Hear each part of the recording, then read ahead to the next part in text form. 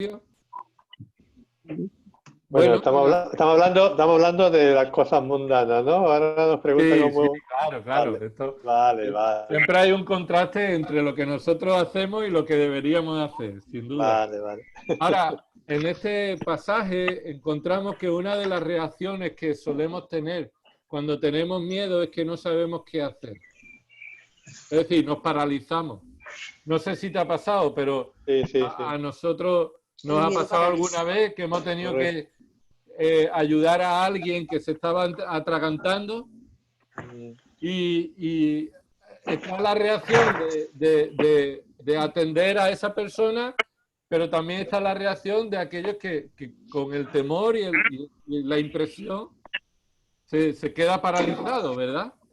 Y a ujú. veces con el miedo nos quedamos paralizados, no sabemos qué hacer. Y esa es una de las características de cuando tenemos miedo.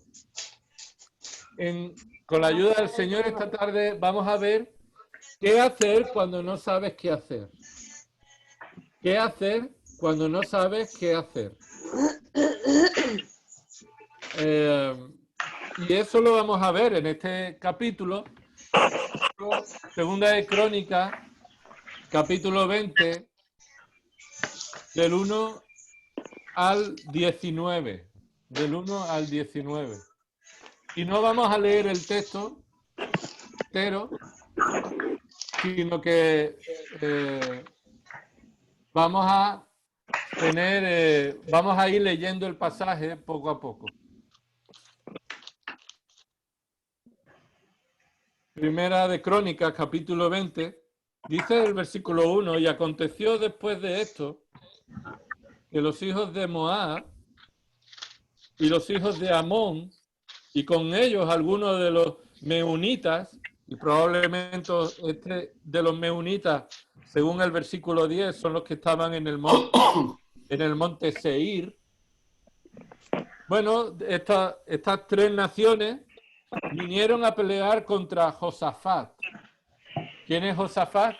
Bueno, Josafat en esa época es uno de los reyes del reino de Judá, el reino del sur. Ya el reino de Israel, el pueblo de Israel se había dividido en dos reinos, el reino del norte y el reino del sur. El reino del norte se caracteriza porque no hubo ni un solo rey bueno. El reino del sur se caracteriza porque algunos reyes fueron buenos, pero allí estaba en el reino del sur la familia o la línea que descendía del rey David. Así que Josafat está aquí siendo el rey de Judá, el cual reinaba desde Jerusalén. Entonces, versículo 2, vinieron algunos y dieron aviso a Josafat diciendo, viene contra ti una gran multitud de más allá del mar de Aram, y aquí están en Hazezón Tamar, es decir, en Gadi. ¿Y cómo reaccionó este rey? Mira del versículo 3. Y Josafat tuvo miedo. Y paramos ahí, un momento. Porque esta es la situación en la que se encuentra esta verdad que vamos a sacar de este pasaje. ¿Qué es lo que debemos hacer cuando nos encontramos en una situación de temor? Sea cual sea la de una enfermedad, como la que hemos estado expuestos en estos meses, y ese temor de cuando vas a la compra y te piensas más de una vez si vas a comprar o no, de los guantes, la mascarilla, esto, lo otro, todo eso crea una situación de temor, de angustia, de situación de miedo, de inseguridad, pero puede colocarse también en cualquier otro ámbito de tu vida en la que has pasado miedo o estás pasando miedo, no lo sé. Pero de aquí vamos a sacar una verdad universal que podemos aplicar en nuestra vida. ¿Qué hacer cuando no sabes qué hacer? ¿Y por qué estoy diciendo esto de qué hacer cuando no sabes qué hacer? Lo estoy diciendo porque fíjate lo que dice el versículo 12 al final. Versículo 12 al final. Dice al final, esa gran multitud que viene contra nosotros, ¿veis lo que pone en vuestra Biblia? Y dice, y no sabemos qué hacer. Así que en esta situación el rey reconoce que no se sabe, no sabe qué hacer. El miedo lo paraliza. Entonces, ¿qué hacemos, hermano, cuando no sabes qué hacer? Esto puede suceder que hayas intentado varias cosas y nada ha surgido. O te has encontrado de repente con que estás en una situación en la que no sabes qué hacer.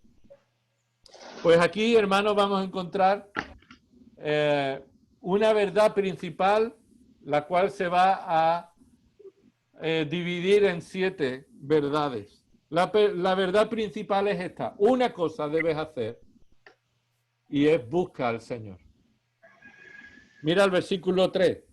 Josafat tuvo miedo y ¿qué dice? Y se dispuso a buscar al Señor. Y se dispuso a buscar al Señor.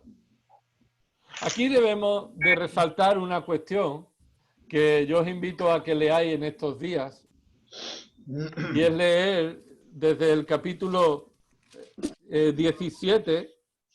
Y podemos ver que Josafat no es alguien que busca al Señor por los problemas. Es decir, cuando buscamos al Señor solamente cuando hay problemas, eso es un problema. Aquí lo que estamos viendo es que Josafat está buscando al Señor cuando tiene temor de que vienen 3 reyes a por él, a conquistarle, a hacerle la guerra. Pero la característica de su propia vida es que ya buscaba al Señor. Mira lo que dice el capítulo 17, versículo 1. Capítulo 17, versículo 1. Entonces, su hijo, el hijo de Asa, que era el padre de Josafat reinó en su lugar y afirmó su dominio sobre Israel. Puso tropas en todas las ciudades fortificadas de Judá y puso guarniciones en la tierra de Judá y en las ciudades de Efraín que su padre Asa había tomado. Y el Señor estuvo con Josafat porque anduvo en los primeros caminos de su padre David y no buscó a los Baales, sino que buscó ¿a quién? Buscó al Señor de su padre Asa, anduvo en sus mandamientos y no hizo como Israel. Versículo 5, el Señor pues afirmó el reino bajo su mano y todo Judá trajo tributo a Josafat y tuvo grandes riquezas y honores y su corazón se entusiasmó en los caminos del Señor y además quitó de Judá los lugares altos y las aceras.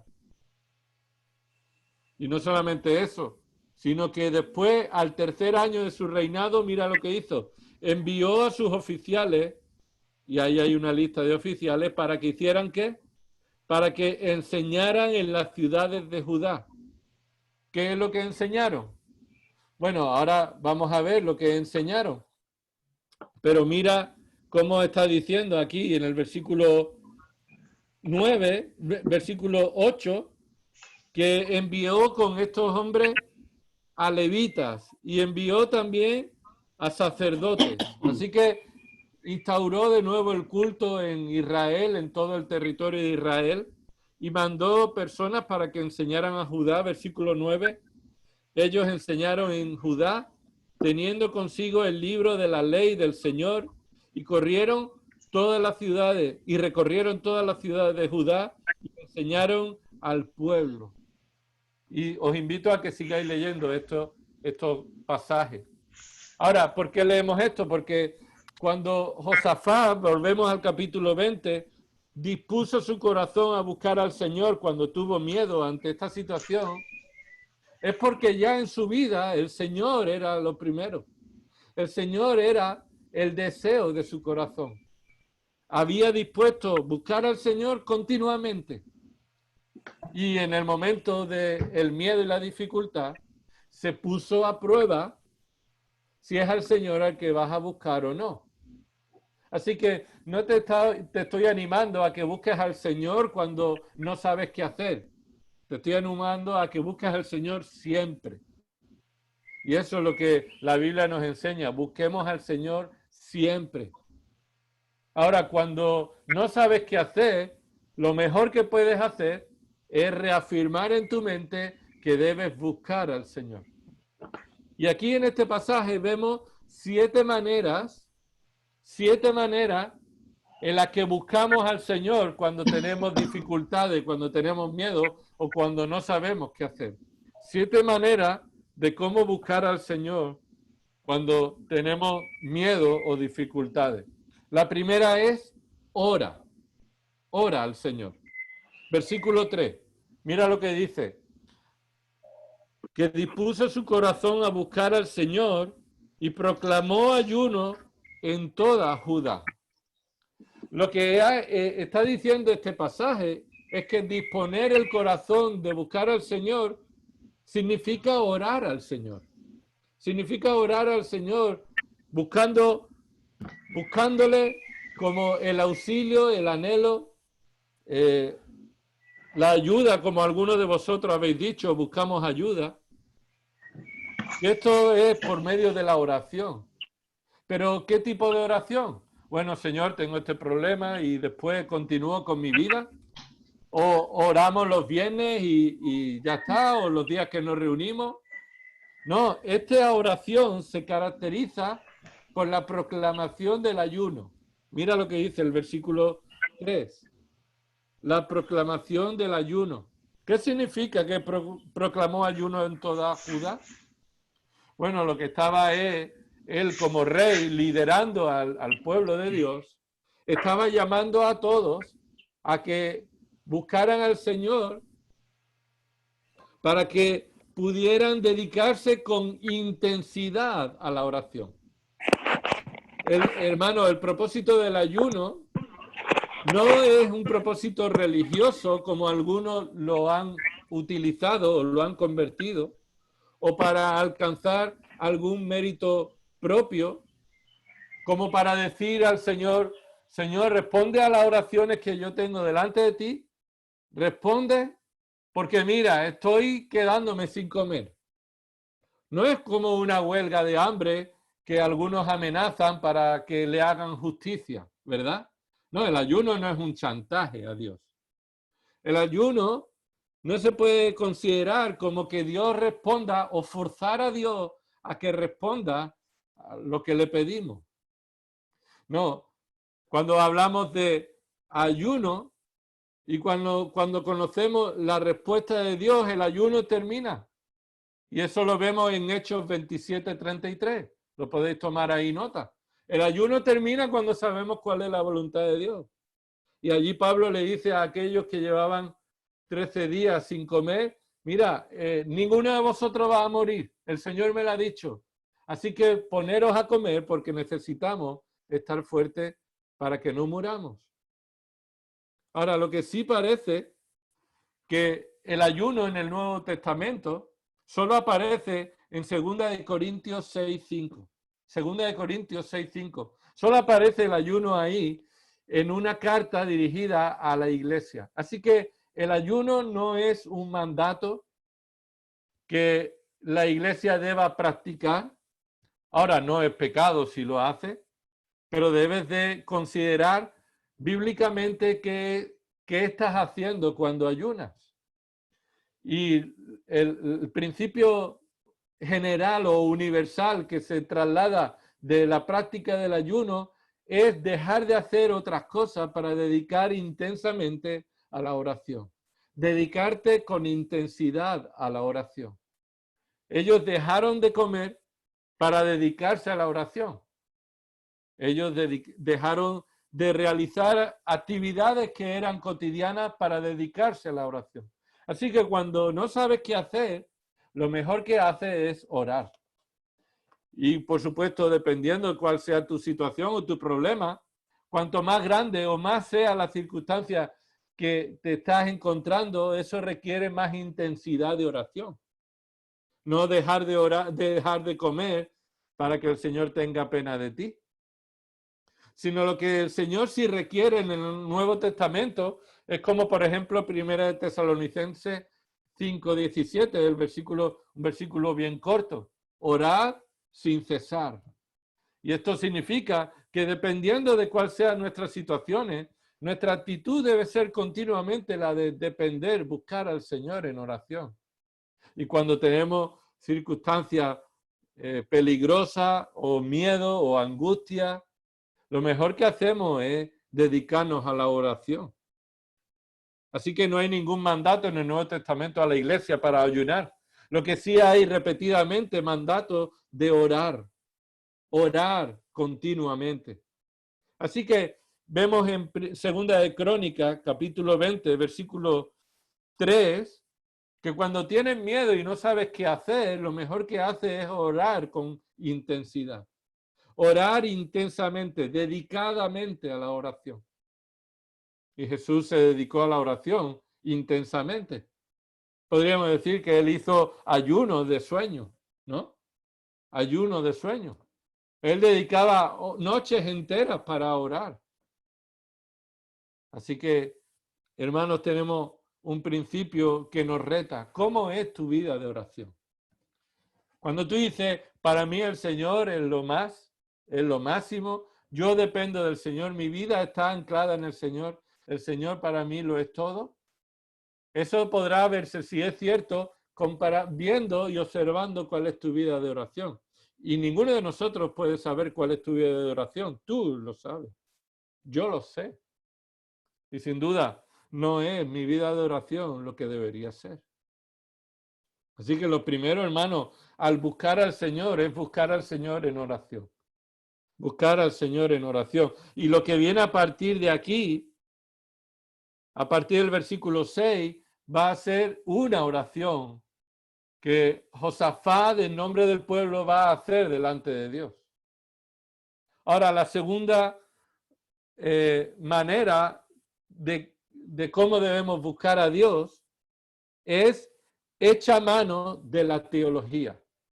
Echa mano de la teología. Echa mano de la teología. Busca a Dios cuando echas mano de la teología. Versículo 4. Y se reunió Judá para buscar ayuda del Señor. Aún de todas las ciudades de Judá vinieron para buscar al Señor. ¿Veis cómo eso se repite, hermano? Es una idea y es un principio de cómo interpretar la Escritura. Cuando algo está repitiéndose, eso es una verdad principal en este texto. Debemos buscar al Señor. Versículo 5. Entonces Josafat, como un buen rey, se puso en pie en la asamblea de Judá. Así que todo Judá había venido a Jerusalén y la asamblea de Judá y de Jerusalén en la casa del Señor, delante del atrio nuevo.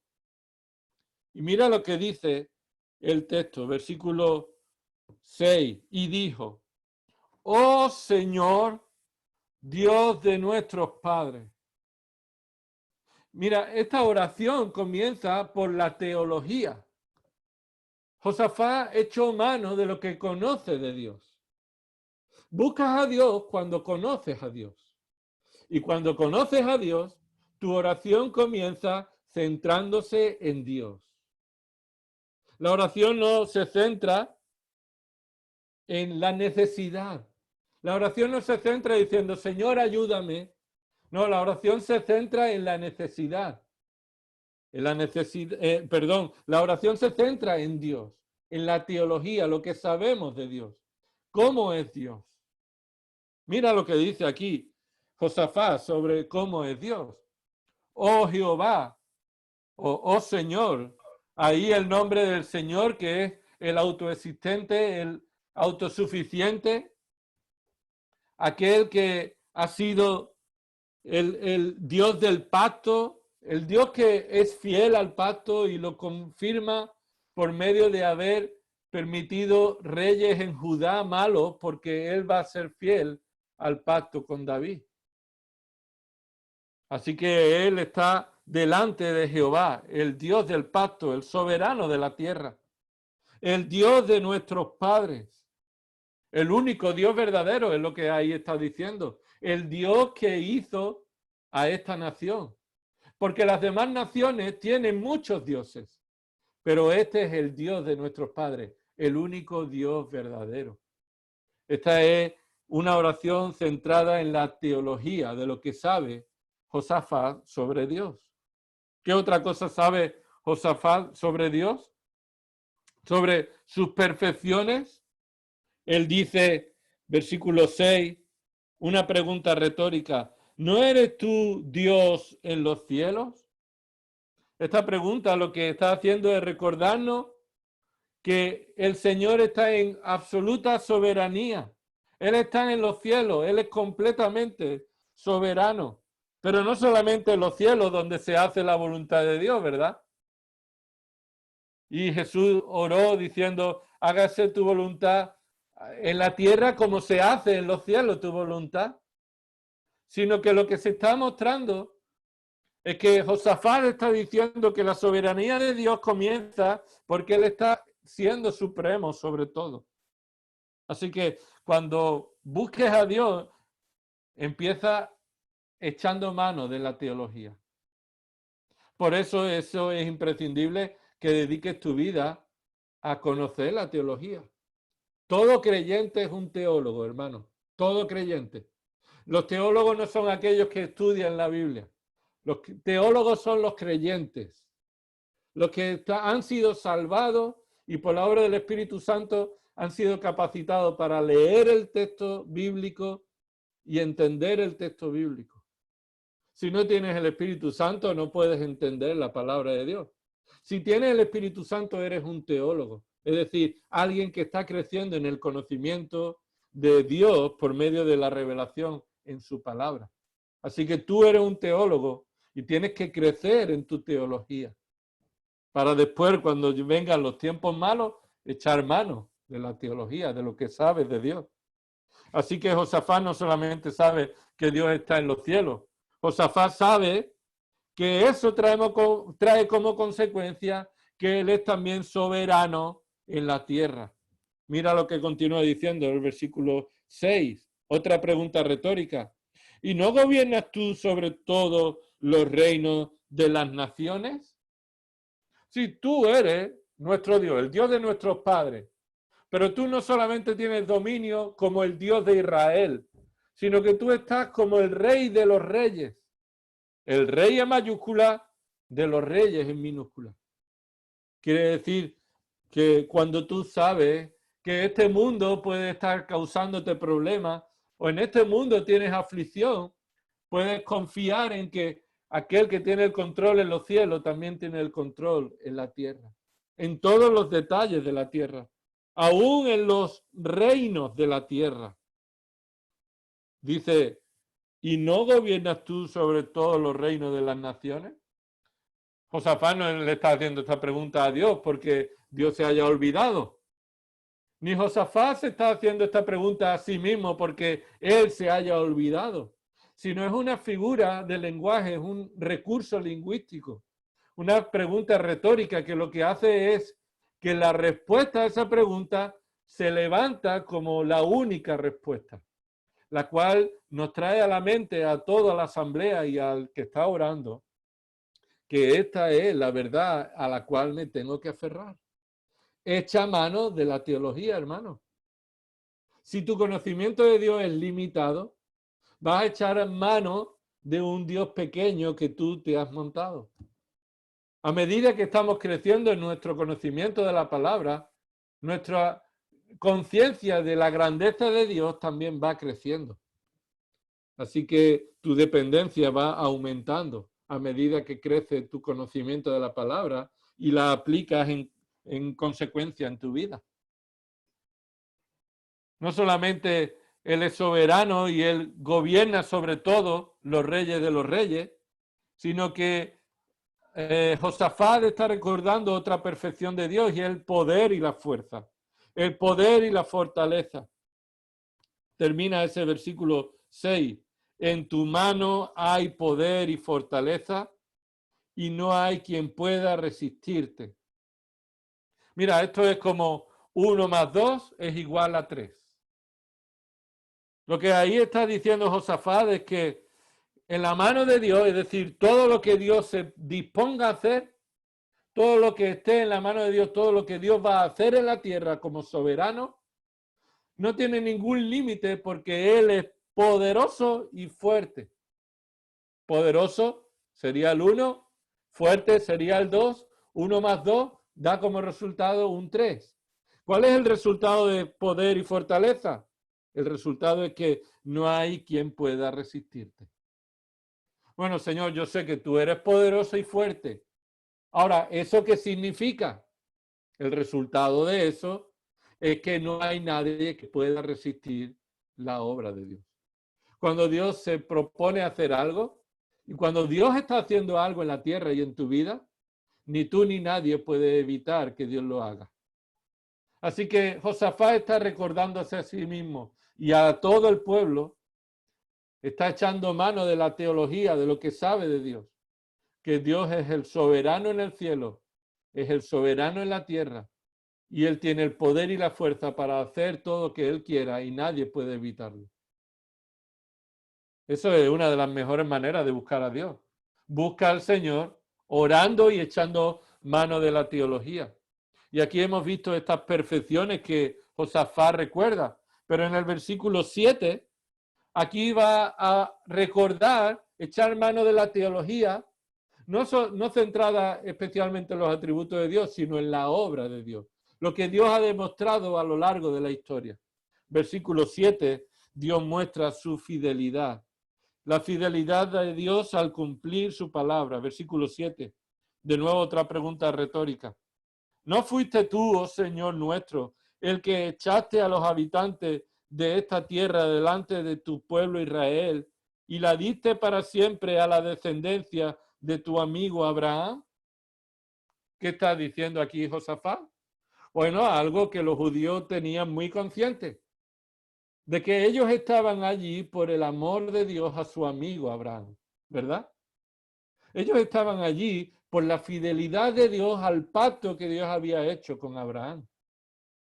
Lo que nos está diciendo aquí es que Dios es aquel a quien tienes que buscar cuando no sabes qué hacer y cuando sí sabes qué hacer en todo momento, porque es el Dios confiable, el fiel, el que va a cumplir sus promesas, el que va a cumplir lo que ha prometido por medio de Cristo Jesús y por la obra de su Espíritu Santo en nosotros.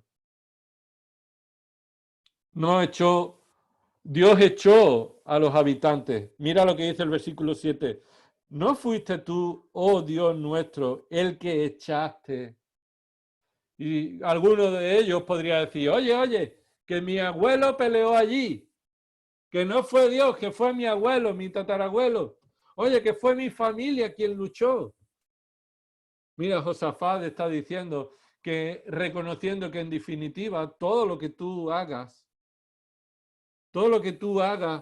en obediencia al Señor va a traer un resultado que viene de parte de Dios. No tienes que traer gloria a ti ni confianza a ti, sino tienes que echar mano de que es el Señor quien hay que atribuirle todas las victorias de tu vida. ¿A quién atribuyes cuando pasaste ese problema? Esos problemas que has pasado. Todos que estamos aquí hemos pasado problemas y hemos salido de ellos. ¿A quién se los atribuye? ¿Fuiste fuerte? ¿Fue tu carácter? ¿Fue tu familia? ¿Fue la empresa? ¿Fue el paro que llegó en el momento adecuado? ¿Qué fue? Hermano, aquellos que estamos centrados en la teología, una teología que mira a Dios en lugar de mirarnos a nosotros, nuestro ombligo, tiene consciente de que es Dios quien hay que atribuirle todas nuestras victorias, hermano. Así que echa mano de la teología para reconocer lo que Dios ha hecho en tu vida, así como Josafat reconoció que él fue quien echó a esos pueblos para hacer cumplir su pacto fiel a su amigo Abraham. O en el versículo 8, como vemos que el pueblo da testimonio de la gloria de Dios. Que el propósito es para que ellos dieran testimonio de la gloria de Dios, versículo 8. y han habitado en ella, y allí te han edificado un santuario a tu nombre. Lo que Josafat está diciendo, y está Josafat en ese santuario, recordad que ahí se han reunido en Jerusalén, en el versículo 5, en la casa del Señor, en el atrio del Señor, en el atrio nuevo, Josafat está recordando que este atrio es para el testimonio de Dios. Así que Josafat dice, mira, la iglesia no es el fin de la obra de Cristo. Y el beneficio de la iglesia y de los creyentes no es el fin de la obra de Dios. Tú y yo estamos aquí para dar testimonio de la gloria de Dios en este lugar. Y es lo que Josafat está diciendo ahí. Versículo 8. Han habitado aquí y podrían decir, mira qué de cosas podrían decir. Y mira cuánto ganado tú le has dado, mira cuántas ciudades han tenido, mira cuánto tierra estamos cultivando, mira qué grande es el pueblo y cómo ha crecido. No, lo que está trayendo aquí y resaltando es que tú nos trajiste y vencimos a las naciones y hemos estado aquí para edificar un santuario a tu nombre. Señor, si tú nos quitas de aquí, que nos quites de aquí, pero estamos buscando el testimonio de tu nombre en medio de las naciones. No sé si me explico, hermano, pero aquí está viendo Josafat una oración centrada en Dios y no centrada en nosotros mismos. Una oración que echa mano de la teología. También lo echa mano en el versículo 9 al recordar y memorizar la palabra de Dios para confiar en sus promesas. Versículo 9, está recitando Josafat. Josafat está orando y recitando un texto bíblico, el cual se encuentra en esa oración que Salomón tuvo para dedicar el templo de Jehová. Allí lo encontramos en Segunda de Crónicas, capítulo 6, versículo 20. Josafat dice esto, versículo 9. Si viene mal sobre nosotros, espada, juicio, pestilencia. Si viene mal sobre nosotros, espada, juicio, pestilencia o hambre, nos presentaremos delante de esta casa y delante de ti, porque tu nombre está en esta casa. Eso es lo que hace diferente a ese lugar, porque tu nombre está en esta casa. Y clamaremos a ti en nuestra angustia y confiamos lo que tú dijiste. Tú oirás y nos salvarás. Mira, Josafat lo que está haciendo es memorizando y recitando y recordando las promesas de Dios en su palabra. Para echar mano de la teología debes tener tu mente llena de la palabra de Dios.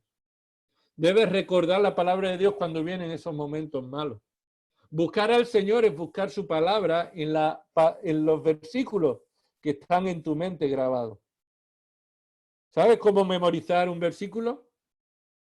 Hay muchas maneras de memorizarlo, pero una de ellas es leyéndolo, meditando en ello, pensando en ello, pensando lo que eso dice. Y Josafat echa mano de la teología al recordar la palabra memorizada en su mente. Dice, hoy se está aplicando este versículo. Hoy tenemos problemas, Señor. Hoy estamos en este templo. Hoy ha venido mal sobre nosotros. Y viene en forma de espada. No viene en forma de pestilencia. No viene en forma de hambre. Probablemente la pestilencia y el hambre vendrían como resultado de la guerra, de la espada. Después de la espada, después de la guerra, viene la crisis sanitaria y la crisis económica y de alimentos, ¿verdad? Ahora, no toda guerra, aquí tenemos que señalar esto, hermanos, no toda guerra es un juicio. No toda guerra, juicio, enfermedad o hambre proviene del castigo de Dios por nuestro pecado.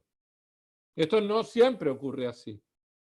En esta ocasión, Josafat realmente no ha hecho nada malo. Si lees los versículos anteriores, Josafat no ha hecho un pecado como para que Dios permita, aunque podríamos ver que en el capítulo 18 ahí Josafat no actúa muy bien, pero el texto no relaciona que de lo que ocurre en el capítulo 18 viene el capítulo 20, no relaciona eso, sino que Dios permite dificultades en tu vida y no siempre eso es por tu pecado, aunque siempre será bueno que analices cada situación en tu vida para ver si hay algún pecado, que seguro que lo habrá, el cual estás tolerando, el cual el Señor quiere que reconozcas y te arrepientas de ello.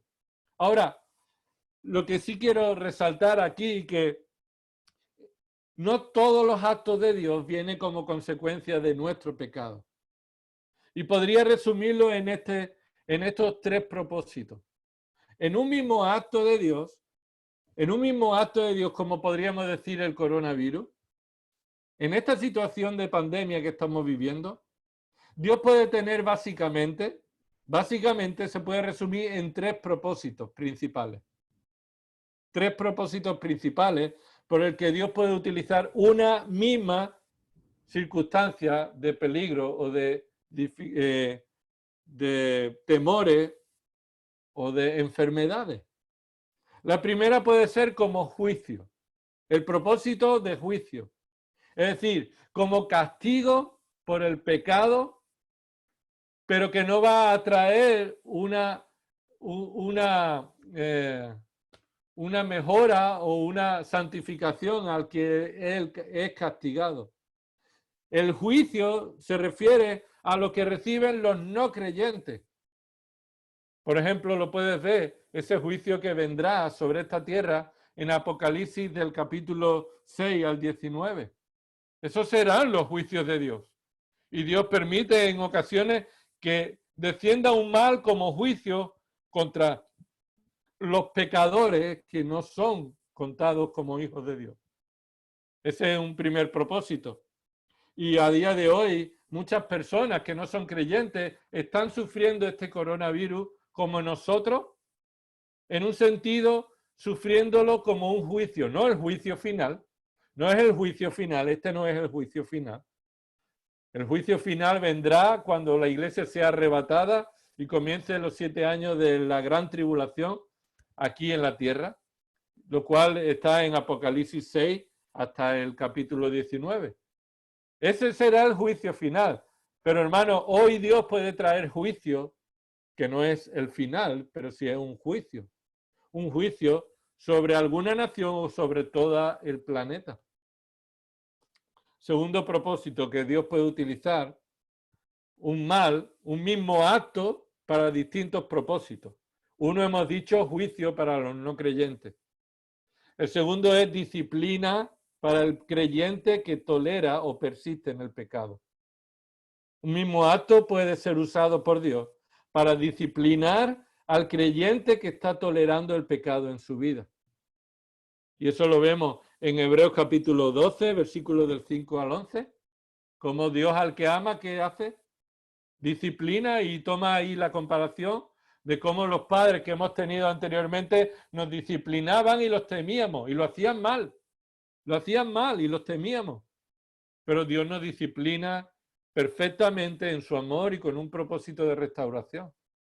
O lo vemos en Hechos 5, capítulo 5, de Hechos, versículo del 1 al 11, cómo Dios trae disciplina, pero una disciplina drástica sobre 2 creyentes que habían engañado al Espíritu Santo, habían engañado a los apóstoles, a la iglesia, diciendo que habían dado todo, pero se habían quedado parte de la finca que vendieron. Y Ananías y Zafira, ¿qué hicieron? Fueron quitados. En 1 Corintios vemos cómo Dios puede traer disciplina cuando alguien participa de la mesa del Señor de manera indigna. Y mira, yo no sé hasta qué punto que estemos varios meses sin celebrar la mesa del Señor es una oportunidad que Dios trae a su iglesia para que se examine de verdad. Para que dejemos de participar de la mesa del Señor de manera indigna. para que cuando volvamos a reunirnos, hermanos, y participemos de la mesa del Señor, tomemos conciencia de que eso no es un ritual, no es algo que repetimos todos los domingos, sino que debemos hacerlo de una manera correcta, concreta, dignamente. O en Santiago capítulo 5, versículos 13 al 16, vemos que ahí hay posibilidad de que hay un creyente que esté enfermo y esa enfermedad pueda estar relacionada o no. Y ahí Santiago está barajando esas dos posibilidades, que la enfermedad sea una enfermedad con cura y por eso le dice únjales con aceite. Eso es el tratamiento médico, medicinal de la época. Pero también está la posibilidad de que esa enfermedad, Santiago diga que sea por el pecado que ese hombre está cometiendo, ese creyente está cometiendo. Así que le dice, oren por él y que confiesen sus pecados y orad uno por otro. Y el Señor puede sanar a esa persona. Así que hemos dicho que hay tres posibles propósitos que Dios utiliza con un mismo acto. El de juicio a los no creyentes, el de disciplina al creyente que persiste en el pecado para traerlo al arrepentimiento o en definitiva, si no se arrepiente, para llevarlos al cielo, para que no sea destruido con el resto de los pecadores. En tercer propósito, cuando Dios trae disciplina, el propósito de la prueba, de la edificación, del fortalecimiento de tu fe, de hacer que tu fe crezca, de hacer que tu fe se purifique, de llevarte a un conocimiento mayor de Dios, no como castigo ni disciplina, sino como una provisión de Dios para hacerte crecer en medio de la prueba. Y eso lo vemos en muchos pasajes. Santiago capítulo 1, versículo del 2 al 4. Primera de Pedro capítulo 1, versículo 7 y en otros lugares de Primera de Pedro. O Hebreos capítulo 11, versículo 32. Segunda de Corintios capítulo 1, versículo 8. También en Segunda de Corintios capítulo 6, versículo del 1 al 10. O en el capítulo 11 de Segunda de Corintios, versículo 23 al 33, donde Pablo está recordando todos los sufrimientos que Dios trajo a su vida, no por su pecado, sino para llevarlo a un conocimiento y una transformación de su carácter y santificación para el ministerio. Y me acuerdo de hermanos como están sufriendo y han sufrido, no porque han pecado, sino porque Dios los está capacitando para servirle con mayor fortaleza espiritual. Así que ahí encontramos que Josafat está diciendo, mira, no nos centramos en cuál es la razón por la que estamos sufriendo, sino estamos buscándote para que tú atiendas nuestro clamor porque confiamos en ti, echamos mano de la teología. En tercer lugar, buscamos al Señor, en este texto lo vemos, y lo hacemos rápidamente, hermanos. Buscamos al Señor teniendo un discernimiento histórico. Ten discernimiento histórico. Versículos 10 y 11. ¿Qué significa esto? Bueno, tener un discernimiento histórico es, bueno, conforme lo que Dios haya hecho en el pasado, puedo aprender para saber lo que Dios está haciendo hoy. Y viendo lo que Dios ha permitido en el pasado, puedo tener un discernimiento, es decir, analizar y entender cómo debo practicar o descansar o actuar en este tiempo. Versículo 10 dice rápidamente, y ahora he aquí, es decir, a partir de ahí ha habido un cambio, y ahora nos encontramos en esta situación.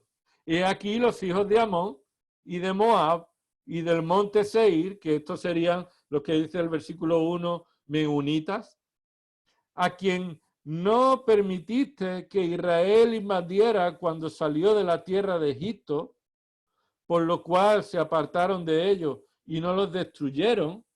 Versículo 11, mira cómo nos pagan, viniendo a echarnos de tu posesión, la que nos diste en heredad. Mira, lo que aquí está haciendo Josafat es echando la mirada atrás con respecto a estos que vienen a hacerle guerra. Y de alguna manera pudieran pensar que es injusto que ellos estén sufriendo por aquellos que sus padres le perdonaron la vida. Es decir, el pueblo de Israel pasó por esa tierra de Amón y de Moab y el pueblo de Israel no les atacó. Si el pueblo de Israel hubiera atacado a estos dos reinos, estos tres reinos, los hubiera aniquilado como el resto de reinos. Pero dice, tú no permitiste que Israel invadiera a estos, sino que lo apartaste para que no lo destruyeran. Pero ahora son ellos los que vienen a destruirnos. Y Josafat mira atrás y dice, a ver, esto humanamente sería injusto. Esto no puedo entenderlo. Necesito volver para atrás y entender la historia que ha sucedido en la historia para que yo pueda diferenciar qué es lo que está sucediendo hoy. Y cuando cualquier sufrimiento parece injusto, debes de echar la mirada atrás. ¿Y sabes a quién te vas a encontrar o debes encontrarte cuando eches la mirada atrás? Aquel que sufrió la mayor contradicción injusta. Es decir, aquí Josafat no está pidiendo venganza, está pidiendo cómo debemos actuar ante esta aparente injusticia. Y el que sufrió la mayor injusticia fue aquel que fue llevado por manos de pecadores a la cruz. Aquel que dice Hebreos capítulo 12, que fue una gran contradicción de pecadores que sufriera esa cruz. Versículo 3, considerad pues a aquel que soportó tal hostilidad de los pecadores contra sí mismo. Y lo que está diciendo, considera a aquel. Vuelve la mirada a Cristo para ver cómo Cristo sufrió de manera injusta. Y esto es lo que Pedro le dice a los creyentes en Primera de Pedro, capítulo 2, versículo 21. Primera de Pedro 2, 21. Y le está diciendo ahí especialmente a los siervos creyentes que se sujeten a los amos, que sean obedientes a los amos, que lo soporten con paciencia si sufren, que lo soporten como un regalo de Dios. Versículo 21, porque para este propósito habéis sido llamados. Pues también Cristo sufrió por vosotros. ¿Y por qué lo hizo Cristo? Bueno, sin duda, Cristo lo hizo por muchas razones. Algunas son supremas y otras son consecuencias de ello. Pero una de ellas, que no es la suprema, pero puede sacarse como una aplicación cuando estás sufriendo injustamente, es decir, hoy estoy sufriendo algo que no merezco. Bueno, ¿tú quieres ver a alguien que no lo merecía? Mira a Cristo, el cual sufrió, dice, versículo 21, dejándoos ejemplos para que sigáis sus pisadas. Así que una de las razones por las que Cristo sufrió y cómo enfrentó el sufrimiento ha sido un ejemplo para ti y para mí, para que sigamos su camino, su pisada, su testimonio ante el sufrimiento. ¿Y cómo fue eso? Versículo 22, el cual no cometió pecado. Empieza diciendo, él no lo merecía, él no cometió pecado, ni engaño alguno se halló en su boca. Así que esa es la condición injusta, que él es el único justo, el perfecto. Tú y yo merecemos todo lo que nos venga, ¿eh? Todo lo que nos venga lo merecemos, todo, aún la muerte nos vendrá y si no nos viene antes es por la gracia de Dios, pero todo lo que viene no lo merecemos. El único que no merecía nada de ello es el único justo, el perfecto, el cual no cometió pecado ni se halló engaño en su boca. Pero mira, versículo 23, que sufrió, ¿qué pasó? Y quien cuando le ultrajaba, esto es no solamente cuando le cometían dolor físico, sino también la falta de respeto, todos los insultos, fue escupido, todo lo que trajo una deshonra. ¿Cómo lo hizo él? ¿Cómo respondió él? No respondía ultrajando. Cuando padecía, no amenazaba, sino que se encomendaba a aquel que juzga con justicia. Mira, Cristo en esa situación se encomendó al Padre. Buscó al Padre. ¿Y quién eres tú y yo para que en un momento de necesidad o en cualquier situación de tu vida creamos estar ausentes de la necesidad de buscar al Padre? Busca al Señor como Cristo lo buscó. Y sobre todo cuando tu sufrimiento viene como aparentemente un sufrimiento injusto. En lugar de devolver mal por mal, responde con el bien al mal. Vence con el bien al mal. Así que hemos visto que debes buscar al Señor orando, echando mano de la teología, teniendo un discernimiento histórico de los sucesos que han pasado, especialmente centrados en Cristo. En cuarto lugar, confía en el juicio de Dios. Y lo acabamos de decir. Él, en ese momento, Cristo, se encomendó a aquel que juzga justamente. Y esto es lo que hace Josafat. Josafat nos dice, vamos a vengarnos. Le hicimos bien y nos hacen mal, pues vamos a darle mal. No, Josafat dice, mira, versículo 12, oh Dios nuestro, ¿no lo juzgarás? Lo que él está diciendo, bueno, yo creo que esto no es justo, pero Señor, yo espero y confío en tu juicio, en tu criterio. No voy a tomarme la justicia por mi mano.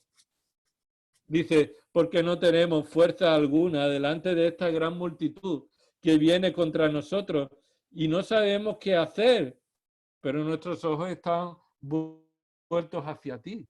Qué buen versículo, hermano. Esto inspiró, o esto me llevó a considerar este pasaje. No sabemos qué hacer, pero tenemos nuestros ojos vueltos a ti. Cuando no sabes qué hacer, lo mejor que hacer es volver tus ojos al Señor. Y en este contexto, en este versículo, a la justicia de Dios, la cual Él juzgará justamente, como Pablo dice en 1 Corintios capítulo 4, versículo 5. No vamos a ir a ese texto, pero puede tomar nota. 1 Corintios 4, 5. Pablo se encomendó a aquel que juzga justamente. Y cuando buscamos la justicia de Dios, nos encontramos que debemos descansar y reposar nosotros en la justicia de Cristo.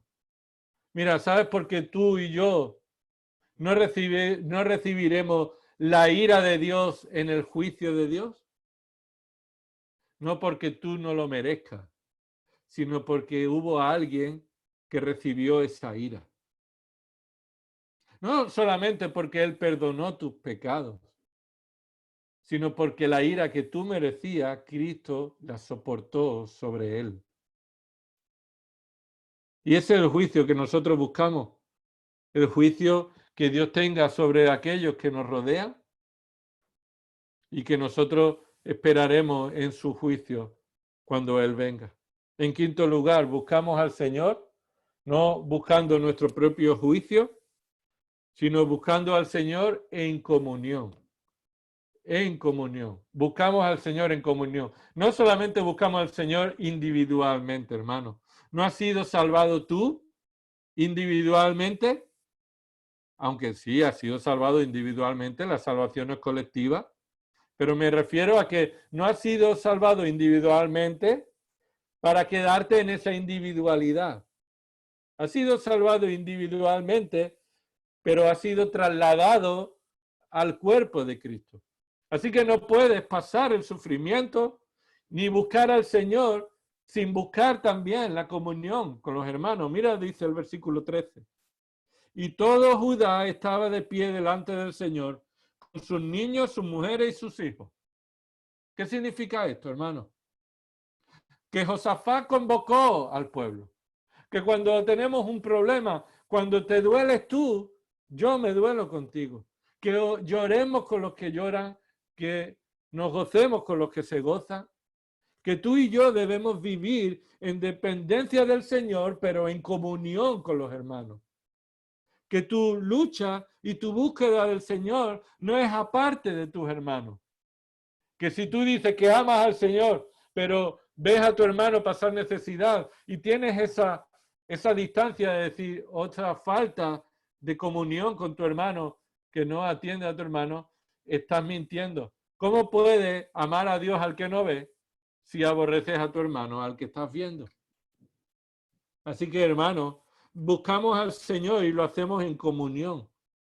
Oramos uno por otro. Tenemos muchos versículos en el que los unos a los otros eso se está repitiendo. Tenemos y necesitamos, hermanos, y hemos sido llamados a la comunión presencial. El Zoom, esto es temporal. Esto es circunstancial.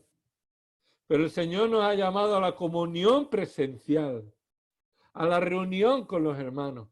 Y claro, en condiciones que sean normales y sean prudentes, y cuidemos también ser obedientes a las autoridades y todo lo que eso conlleva. Pero no podemos caer en el peligro de la comodidad, de creer que lo que estamos haciendo, esto es lo que Dios nos manda a hacer, reunirnos por Zoom. Y cada uno en su casa con la zapatilla puesta y bueno, tenemos cierta cercanía y necesidades, pero no tenemos por qué estar juntos. Bueno, eso puede ser circunstancial, pero no es el propósito de Dios. No podemos servirnos unos a otros, amarnos unos a otros. No podemos orar unos por otros, confortarnos unos a otros, alentarnos unos a otros. No podemos celebrar la mesa del Señor unos con otros si no es presencial. Y aquí el pueblo vino de otros lugares a Jerusalén para buscar al Señor en comunión. En sexto lugar, hermano, en sexto lugar, para buscar al Señor debes recordar el Evangelio. Recuerda el Evangelio. Mira, aquí Josafat está recordando el Evangelio. Y quiero que lo leas conmigo y veas cómo aquí está el Evangelio. Versículo 4 al 17. Entonces el Espíritu del Señor vino en medio de la asamblea sobre Jaaziel, hijo de Zacarías, hijo de Benaía, hijo de Jehiel, hijo de Matanías, levita de los hijos de Asaf. Y dijo, versículo 15, prestad atención todo Judá, habitantes de Jerusalén, y tú, rey Josafat, así os dice el Señor. Y hermanos, aquí está el Evangelio. No temáis, ni os acobardéis delante de esta gran multitud, porque la batalla no es vuestra, sino de Dios. Aquí está el Evangelio. El Evangelio es que solamente puedes estar sin temer, en paz con Dios, solamente puedes tener comunión con Dios, solamente puedes estar en paz con Él y con su justa ira, si reconoces que solo Él puede salvarte. Si abandonas todo lo que tú crees que puedes hacer y reconoces que esto es solamente obra de Dios. Versículo 16. Descended mañana contra ellos. He aquí ellos subirán por la cuesta de Cis y los hallaréis en el extremo del valle frente al desierto de Jeruel. Y mira lo que dice, versículo 17, lo vuelve a repetir. No necesitáis pelear en esta batalla. Apartaos y estad quietos. Y ved la salvación del Señor con vosotros. Oh Judá y Jerusalén, no temáis ni os acobardéis, salid mañana al encuentro de ellos, porque el Señor está con vosotros. Aquí está el Evangelio, hermano, y debes recordar que el Evangelio se trata de la obra de Dios desde el principio hasta el final, al salvarte, al salvar a los pecadores, reconciliar a los pecadores consigo mismo. no hay nada que puedas hacer para estar en paz con Dios. No hay nada que puedas hacer para que Dios te perdone. No hay nada que puedas hacer para que puedas tener la justicia de Dios para entrar con Él. Solamente es por obra de Dios. Porque Él la planeó en la eternidad. Porque Él preparó a Cristo como un cordero dispuesto para cargar con los pecados y redimir a su pueblo escogido. Porque es el Espíritu Santo quien obra en el corazón para regenerar, iluminar y santificar al creyente. El que empezó en vosotros la buena obra la va a terminar. Porque si Él no la termina, ¿sabes qué? Nadie la puede terminar. El que Él empezó la va a acabar porque esta obra es suya. Y mira lo que dice al final, el número 7. Busca la gloria de Dios. Al final, en definitiva, se trata de esto, hermano. Busca la gloria de Dios. Versículo 18. Y Josafat se inclinó rostro en tierra y todo Judá y los habitantes de Jerusalén se postraron delante del Señor y adoraron al Señor. ¿Por qué adoraron al Señor? ¿Qué hizo el Señor? Todavía no hizo nada. Mira, hermano, no necesitas salir de la prueba para adorar al Señor. Adora al Señor en medio de la prueba. En medio de la prueba. Todavía Dios no había hecho nada, solamente le dijo lo que iba a hacer. Y ellos dijeron, con esto es suficiente. Si tú lo dices, todo lo que tú dices merece ser adorado y alabado. Versículo 19. Y se levantaron los levitas y los hijos de Coat y los hijos de Coré para alabar al Señor Dios de Israel en voz muy alta. Eso se está enfatizando, que el pueblo cuando escuchó la respuesta de Dios y dijo, dejadme a mí, dejad de luchar, no hagáis nada, está quieto, como dice el Salmo, está quieto y conoced que yo soy el Señor. Esto es lo que nos está diciendo, que todo en definitiva Dios lo permite para traer gloria a su nombre. Por medio de la obediencia de su iglesia, Dios va a traer gloria a su nombre. Y va a ser una gloria por medio de un pueblo que le alaba en medio del sufrimiento, en medio del temor, en medio de la aflicción. Y esa es la gloria que en Apocalipsis capítulo 22, versículos 8, 9 y 16, Dios recibe. Juan recibe todo lo que Dios hará al final de la historia. Él traerá juicio en esta tierra. Él vencerá. Cristo vencerá. Y dice Apocalipsis capítulo 22, y con esto terminamos. Mira lo que dice capítulo 22 de Apocalipsis. Versículo 8. Yo, Juan, soy el que oyó y vio estas cosas. Y lo que vio y oyó Juan fue tremendo, ¿verdad? Todo Apocalipsis. Algo que a muchos le pone los vellos de punta, ¿verdad? Mira, lo que vio y oyó, ¿qué hizo?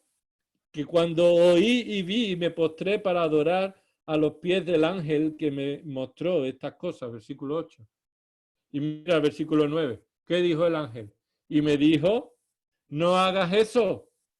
Yo soy consiervo tuyo y tus hermanos, los profetas, y de los que guardan las palabras de este libro. Es decir, nadie merece gloria. Ni Abraham, ni David, ni Pedro, ni Pablo, nadie. Ni ningún hombre que predique, el mejor predicador de este mundo, nadie merece gloria. ¿Quién merece gloria? Dice el texto, adora a Dios. Eso en un sentido es, adora solo a Dios. Todo lo que Dios va a ser para traer gloria a su nombre. Por eso versículo 16, yo Jesús he enviado a mi ángel a fin de daros testimonio de estas cosas para las iglesias. Yo soy la raíz y la descendencia de David, el lucero resplandeciente de la mañana. Oremos. Señor, te damos la gloria a ti. Señor, gracias por permitir cada circunstancia de nuestra vida. a veces para disciplinarnos, para santificarnos, para llevarnos al arrepentimiento. Pero otras veces, Señor, es para purificar nuestra fe. Es decir, para mostrarnos la grandeza de tu fe, de tu fidelidad, de tu palabra, para que te busquemos, Señor. En definitiva, te busquemos. Y para que te busquemos en oración, para que te busquemos echando mano de la teología, Señor, para que te busquemos mostrando, Señor, que hay un discernimiento histórico en lo que tú haces, Señor, para que te busquemos confiando en tu juicio, en comunión con los hermanos, Señor, recordando el Evangelio de Cristo y buscando tu gloria. Porque todo es de ti, por ti y para ti. A ti sea la gloria en el nombre de Cristo. Amén. Queridos hermanos, gracias a Dios por este tiempo y seguimos orando unos por otros. Rafael, saluda a los hermanos.